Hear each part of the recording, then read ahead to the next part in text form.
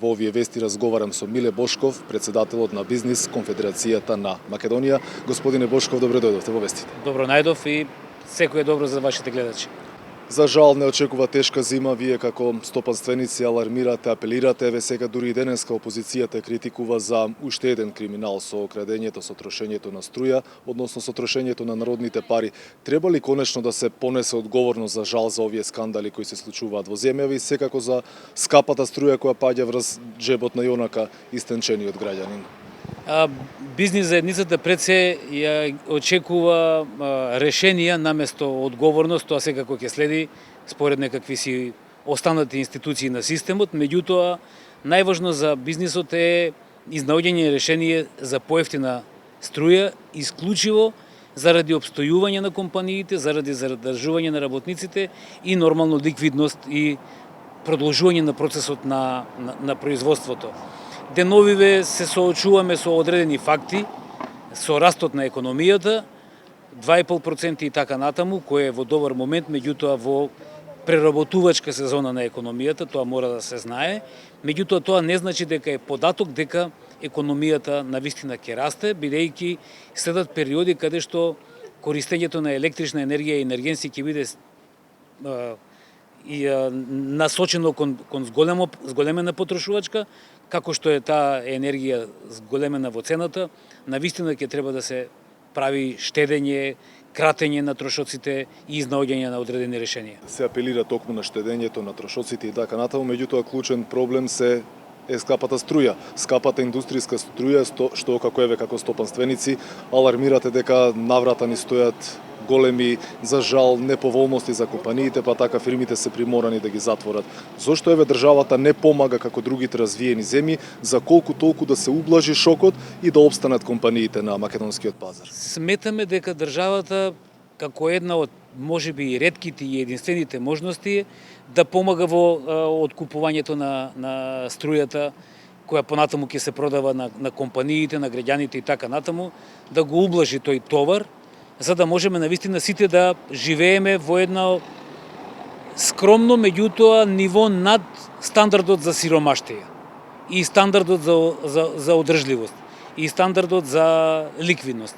Така да едно од решенијата кои го предлагаме на државата е да учествува во откупувањето на струјата кон компаниите, кон граѓаните.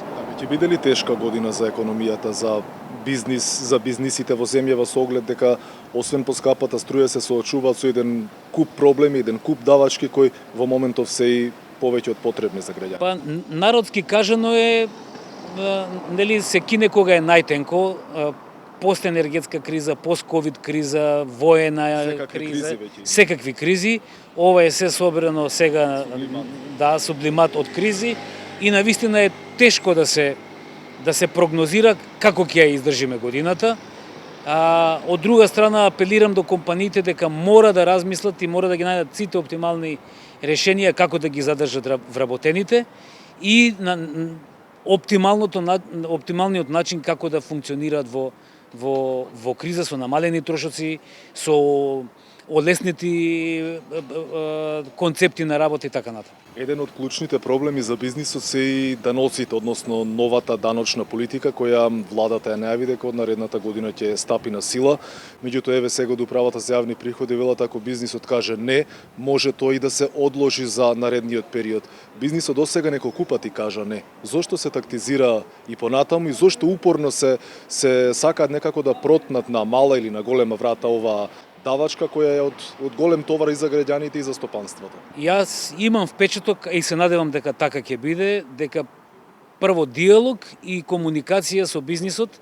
Навистина имавме неколку средби со Министерство за финансии, тука беше и управа за приходи, и финансиска полиција, и царина и така натаму да ги објасниме проблемите. Ќе се чуе вашиот глас? Се надевам дека ќе се прифати, бидејќи се случна многу пати до сега, и официјално, и концепцијски, и низ институциите на секретаријатите, така да имаме испратено, поголем дел од заедницата имаме испратено решенија, концепти, поплаки, заклучоци, состојби и така натаму, и мислам дека ќе имаме разбирање во кој ќе навистина ќе дојдеме до ситуација да некои од даночните реформи односно еве ќе кажам дека не можеме ние да зголемуваме даноци, персонален данок и така натаму, без да направиме решение во сивата економија или нерегистрираната дејност и така натаму. Дури предложивме и кривична одговорност во однос на нерегистрирана дејност и сива економија, така да сметам дека ова ќе го земат во предвид и навистина ќе имаме диалог за да можеме понатаму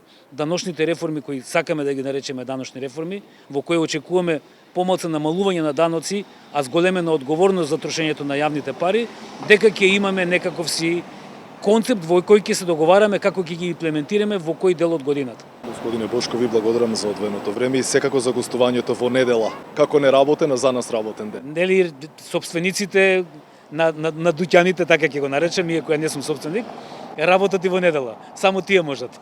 Мора малку да се заживее економијата. Апсолутно. Благодарам уште еднаш за Благодарам. одвоеното време.